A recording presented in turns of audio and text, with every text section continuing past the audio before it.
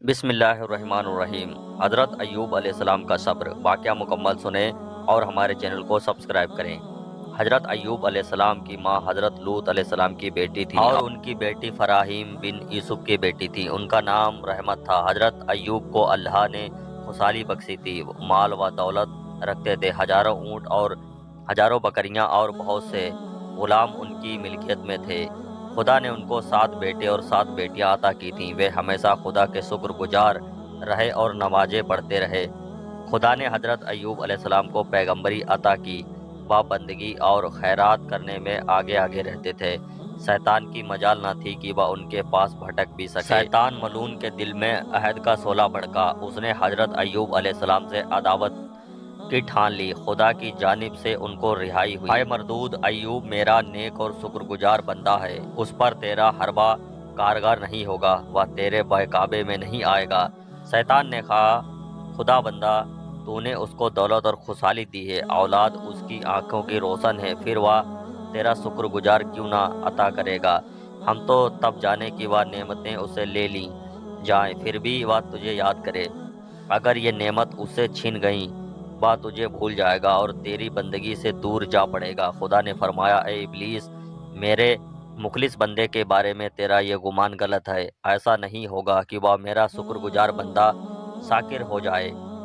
شیطان نے کہا، اگر تو مجھے ایوب کے مال اور دولت پر اختیار دے دے، تب معلوم ہوگا کہ وہ کیسی بندگی کرتا ہے اور اس کی شکر گزاری کی حقیقت کیا ہے۔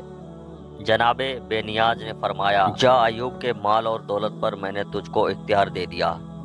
ابلیس بہت خوش ہوا اور اس نے اپنے لوگوں کو جمع کیا اور انہیں ایک کام پر لگایا کہ وہ ان کے مال و جانوروں کو تباہ کر دے۔ اور آخر شیطان گوالے کی شکل میں حضرت ایوب کے پاس آیا اور کہا، تمہارے سارے جانور اور مویشی تباہ ہو گئے۔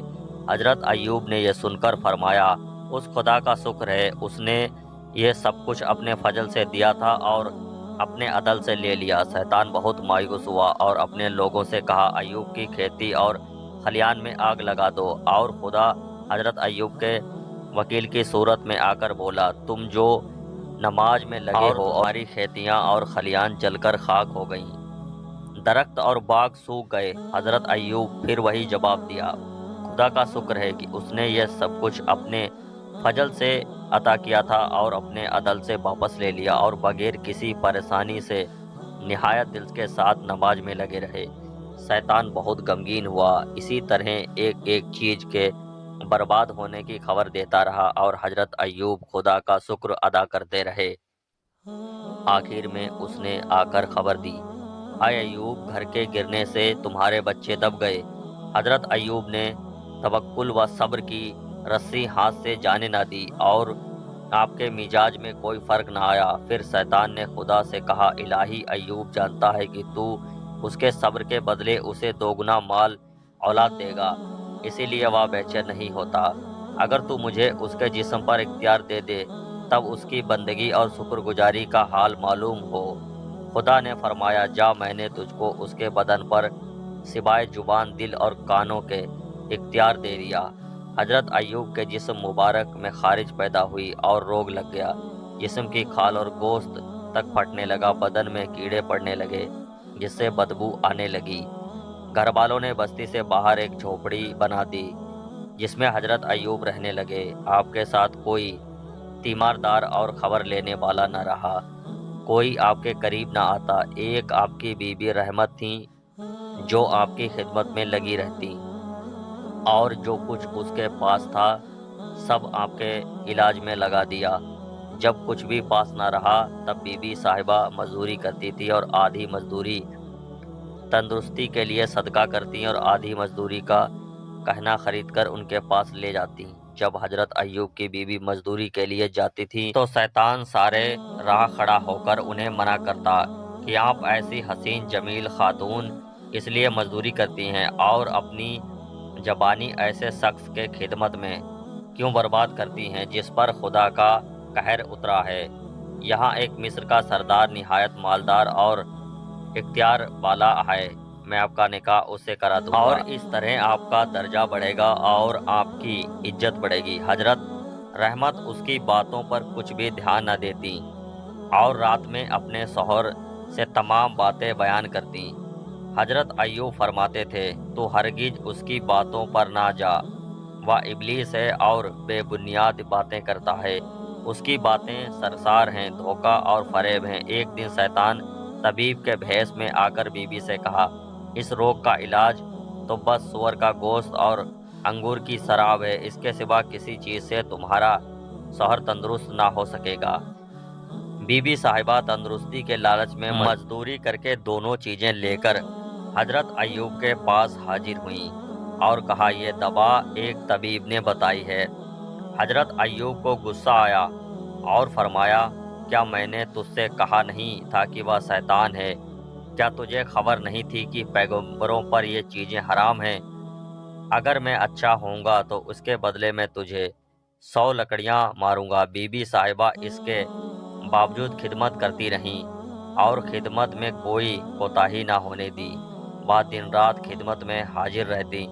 حضرت ایوب بھی اس مصیبت اور تکلیف میں صبر کرتے رہے اور ایک لمحہ بھی اللہ کی عبادت اور اس کی یاد سے غافل نہ ہوئے، یہاں تک کہ آسمان کے فرشتے اور زمین میں رہنے والے اس حال سے حیران تھے۔ ابلیس کی کوئی چال کامیاب نہ ہوئی۔ حضرت ایوب کی تنگ دستی، اطاعت اور عقیدے میں کوئی فرق نہ آیا اور شیطان کا سارا حربہ اور اس کی ساری چال ناکام ہو گئی۔ حضرت بیماری لگ گئی اور تو سب سے بڑھ کر رحم کرنے والا ہے۔ خدا نے ان کی پکار سن لی۔ مصیبت کا زمانہ گزرا اور حضرت ایوب کی آزمائش پوری ہوئی اور وہ اس آزمائش پر پورے اترے، اور حضرت جبرائیل امین نے ان کی جھوپڑی میں آئے اور خدا کی طرف سے انہیں تندرستی خوشخبری سنائی۔ پھر ان کا ہاتھ پکڑ کر اس جگہ سے اٹھایا اور فرمایا، اپنا داہنا پاؤں زمین میں مارو۔ پاؤں مارتے ہی ایک گرم چشمہ پیدا ہوا، پھر آپ نے اس میں غسل کیا اور تمام مرض بدن سے دور ہو گئی۔ پھر جبرائیل کے کہنے سے اپنا بایاں پیر زمین پر مارا اور ایک سرد چشمہ پھوٹ نکلا، اس میں سے آپ نے پانی پیا، اس کی برکت سے تمام اندرونی تکلیف اور خرابی دور ہو گئی۔ حضرت جبرائیل حضرت ایوب کے پاس بیٹھے ہی تھے کہ بی بی صاحبہ مزدوری کر کے آئیں اور تندرست آدمیوں کو دیکھ کر کہا، یہاں میرا ایک بیمار شوہر تھا، وہ کہاں گیا؟ حضرت جبرائیل نے کہا، اگر تو اسے دیکھے گی تو پہچان لے گی۔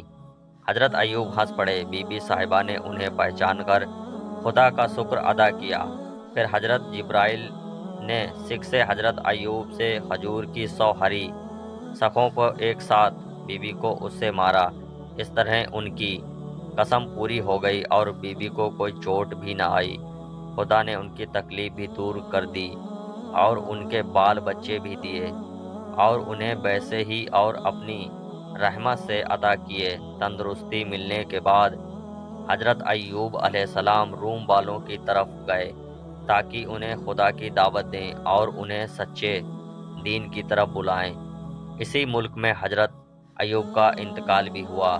ایسے ہی سچے قصوں کے لیے ہمارے چینل کو سپورٹ کریں۔ ویڈیو دیکھنے کے لیے بہت بہت شکریہ۔